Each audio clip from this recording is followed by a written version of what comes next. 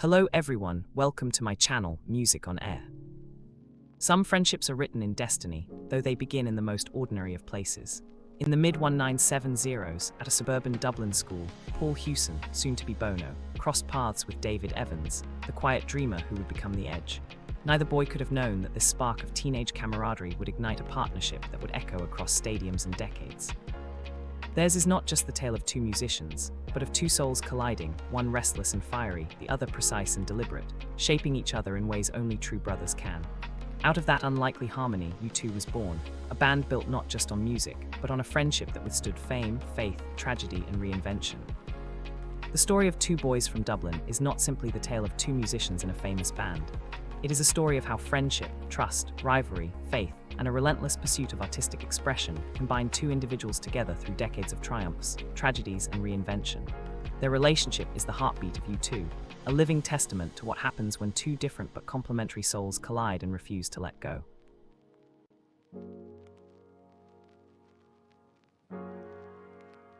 It all began at Mount Temple Comprehensive School in 1976, a time when punk rock was sweeping through the youth of Britain and Ireland.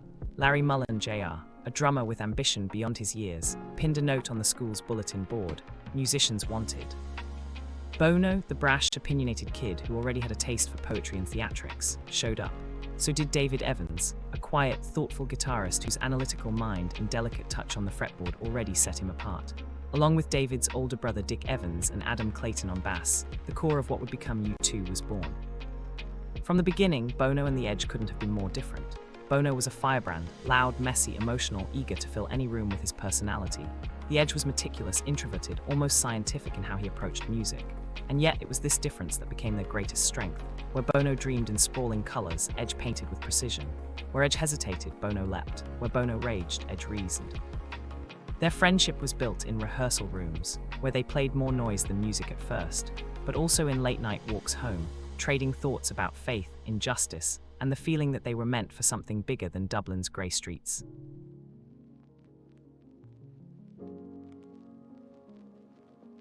If Larry Mullen was the heartbeat and Adam Clayton the anchor, Bono and The Edge quickly became the twin engines of U2's identity. Bono's lyrics, filled with longing, anger, and spiritual searching, needed Edge's guitar, which could shimmer like light breaking through clouds or slice through with jagged aggression. Their bond was not simply practical, it was emotional. Edge once said that Bono could pull him out of himself, while Bono often admitted that without Edge's grounding presence, his wild ambitions might have collapsed into chaos. In those early years, the band played dingy clubs, sometimes to barely a dozen people, but Bono and Edge fed off each other. Bono would jump into the crowd, sometimes literally climbing rafters, while Edge would stand quietly, his guitar shimmering with a sound that felt like both background and foreground at once. The audience may not have known it then, but they were witnessing a friendship in dialogue, one man's fire answered by another's restraint.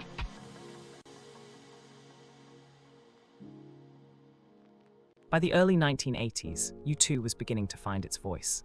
Boy Asterisk 1980 and October 1981 revealed the band's youthful intensity, but it was War 1983 that put them on the map with Sunday Bloody Sunday and New Year's Day. Suddenly, the boys from Dublin were spokesmen for a generation. But fame is never easy, and for Bono and Edge, it brought unique challenges. Both were deeply influenced by their Christian faith, and in the early 80s, they seriously considered leaving the band to join a religious group. Bono was tormented. Could rock music and spirituality coexist? Edge felt the same pull. For a moment, it seemed like U2 would dissolve before it truly began. What kept them in the band was, in part, each other. Bono and Edge had countless late-night conversations about purpose, music, and faith. They realized that their calling was not to abandon rock and roll, but to infuse it with meaning. Their decision to stay changed the course of music history. It was also during this period that their personal bond deepened. Bono lost his mother when he was just 14, a wound that shaped much of his life. Edge became a steady presence, someone Bono could rely on. In return, Bono's relentless energy often pushed Edge into places he might never have gone on his own. If War had made U2 famous, the Joshua Tree 1987 made them immortal. The album Anchored by With or Without You, Where the Streets Have No Name, and I Still Haven't Found What I'm Looking For, catapulted them to global superstardom. At the heart of this album was the interplay between Bono's voice and Edge's guitar. Bono would later describe Edge's sound as like a cathedral in which I can sing. that description is more than poetic. It captures how dependent Bono's soaring voice was on the sonic landscapes Edge built. During the recording sessions, Bono and Edge often worked late into the night together, chasing moods and atmospheres. Edge's perfectionism balanced Bono's impulsive creativity. Sometimes they fought, Bono pushing for more urgency, Edge insisting on precision, but always they came back to the same truth: they needed each other. The Joshua Tree Tour tested their friendship. The sudden avalanche of fame was overwhelming. Bono, often in the spotlight for his activism and larger-than-life persona, sometimes clashed with Edge's quieter nature. Yet off-stage, they remained tethered, often retreating to write songs together, away from the chaos.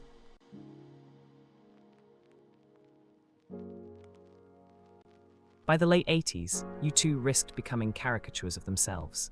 The sincerity that once set them apart began to feel heavy-handed in an era moving toward irony and alternative culture. Bono and Edge, once again, found themselves in deep conversations about what U2 should be. Their answer was Achtung Baby, 1991, recorded in Berlin as the band teetered on the edge of collapse. Bono wanted reinvention, Edge wanted reinvention, but the process nearly broke them. The sessions were fraught with tension, creative differences, and even doubts about whether they could continue as a band. But here too, Bono and Edge's friendship proved vital. They wrote One, a song born from a fractured moment that ultimately healed them. It was Edge's haunting chords that gave Bono the space to write lyrics about unity, division, and reconciliation. That track didn't just save U2, it reaffirmed their bond. The 90s saw U2 embrace alter egos, irony, and spectacle. Bono donned the personas of The Fly and Mac Fisto, while Edge experimented with electronic and industrial sounds. Their willingness to challenge each other, to take risks together, kept U2 relevant when many of their peers faded.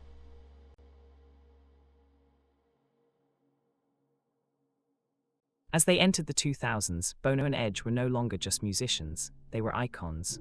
All That You Can't Leave Behind, 2000, brought them back to basics with songs like Beautiful Day, a track that married Bono's optimism with Edge's signature guitar brilliance. It reminded the world why U2 mattered. Their friendship also found new expression in activism. Bono became a global advocate for debt relief, AIDS awareness, and poverty eradication. Edge often stayed out of the spotlight but was always by Bono's side, supporting his causes. In interviews, Bono has often joked that Edge is the one who keeps him out of trouble, though even Edge couldn't always rein in Bono's boundless energy. The pair also faced personal challenges. Edge went through a difficult divorce in the 90s, and Bono was there for him.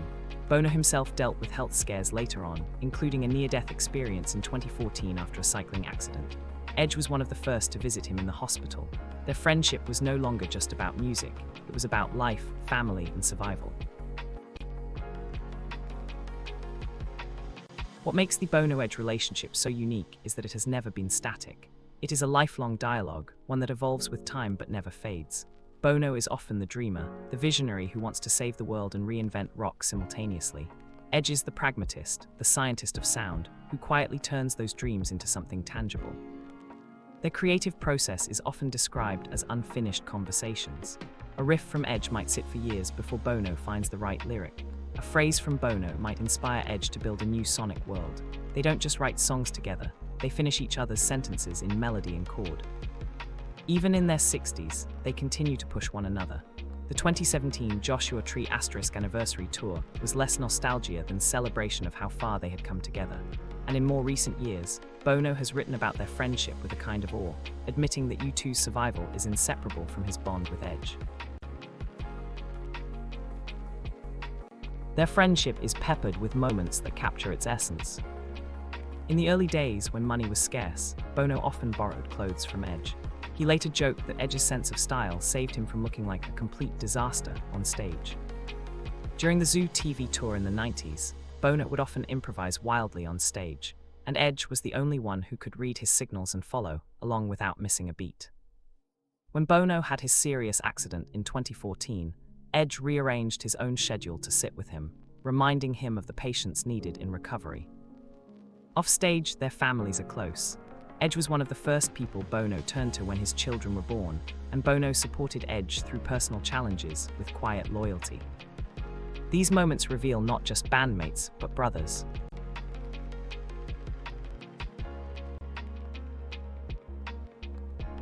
The story of Bono and the Edge is at its core, a love story. not in the romantic sense, but in the sense of two souls whose lives are irrevocably intertwined. From schoolboys in Dublin to global rock icons, their journey has been one of mutual reliance, creative sparks, and enduring trust. U2 could not exist without the friendship between Bono and The Edge. It is the foundation upon which everything else rests. Together, they turn noise into music, ideas into anthems, and friendship into history. And as long as Bono has words to sing and Edge has chords to play, their dialogue will continue. Two boys from Dublin, still chasing the same dream, still bound by the same unbreakable friendship. Thanks for watching and stay tuned with Music on Air.